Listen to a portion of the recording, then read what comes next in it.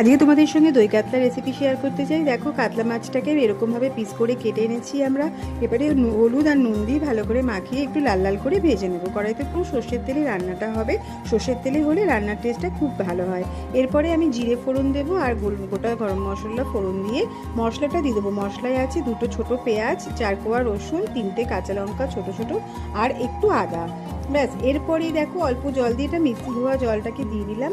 দিয়ে ভালো করে মশলাটাকে প্রথমে কষিয়ে নেব। এরপরে ওপর থেকে একটু নুন দিয়ে দেবো, হলুদ দিয়ে দেবো আর 1 চামচ সাদা জিরের পাউডার, 1/2 চামচ ধনে পাউডার দিয়ে ভালো করে মশলাটা কষিয়ে নেব। অপর সাইডে আমি লম্বা লম্বা করে আলু কেটে একটু ভেজে রেখেছিলাম, সেটা আমি ভালো করে মশলাটা কষতে পরে আলুটা ওপর থেকে দিয়ে দেবো, কারণ তাহলে খেতে ভালো হবে, আলুটা বেশি গলবে না।